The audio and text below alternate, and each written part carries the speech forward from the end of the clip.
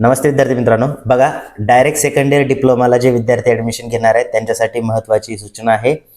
बघा या ठिकाणी तुम्ही रजिस्ट्रेशन करताना दोन प्रकारचे ऑप्शन येत आहेत. एक ठिकाणी एक आहे वर्किंग प्रोफेशनल आणि दुसरं आहे नॉन वर्किंग प्रोफेशनल. तर आपल्याला नेमकं वर्किंग प्रोफेशनल चूज करायचं आहे की नॉन वर्किंग प्रोफेशनल चूज करायचं आहे हे लक्षात घ्या.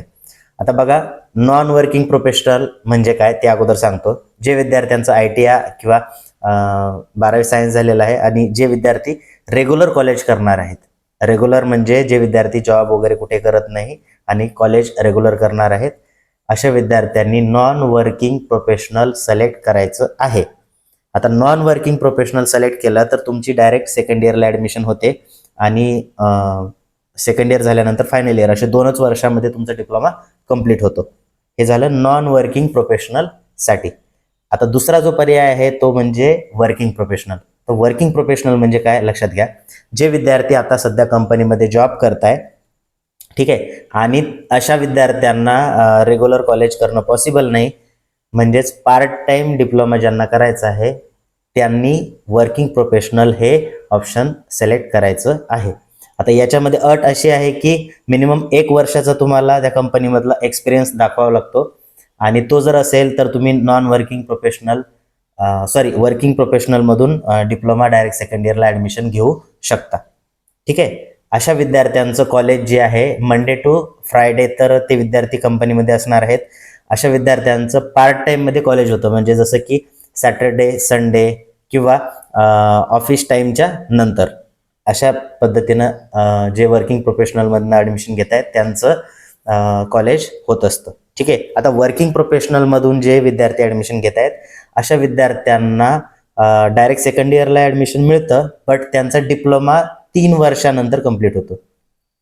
आता येते लक्षात. तर डायरेक्ट सेकंड इयर वर्किंग प्रोफेशनलसाठी सेकंड इयरमध्ये त्यांना ॲडमिशन मिळतं, बट जसं रेग्युलरला 6 सेमिस्टर असतात तसे वर्किंग प्रोफेशनलला 8 सेमिस्टर असतात. ठीक आहे. हा बेसिक डिफरन्स आहे. त्यामुळे ॲडमिशन घेताना तुम्ही केअरफुली बघा की तुम्ही रजिस्ट्रेशन करताना वर्किंग प्रोफेशनलमध्ये केलेलं आहे की नॉन वर्किंग प्रोफेशनलमधनं. ठीक आहे. आणि जर करेक्ट ऑप्शन रजिस्ट्रेशन फॉर्म तुम्हाला भरून पाहिजे असेल, त्याचं व्हेरिफिकेशन करून पाहिजे असेल, त्रुटी वगैरे सर्व सॉल्व्ह करून पाहिजे असतील तर तुम्ही मला मेसेज करायचा आहे. तुमचा फॉर्म जो आहे हा अचूक पद्धतीने आमची टीम फॉर्म भरून देईल. रजिस्ट्रेशन तर करून देईलच, प्लस तुमचं व्हेरिफिकेशन जे FC कन्फर्मेशन असतं ते सुद्धा आमची टीम ते करून देईल. ठीक आहे. आणि तुमच्या फॉर्ममध्ये काही त्रुटी आली, डिस्क्रिपन्सी आली तर ती पण सॉल्व्ह करून देईल फक्त 500 रुपयामध्ये. ठीक आहे.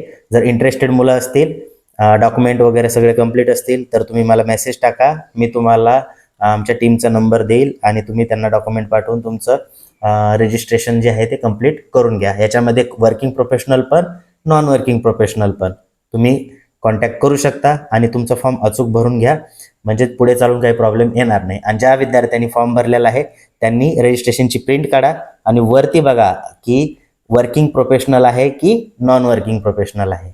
आय होप तुम्हाला समजलं असेल.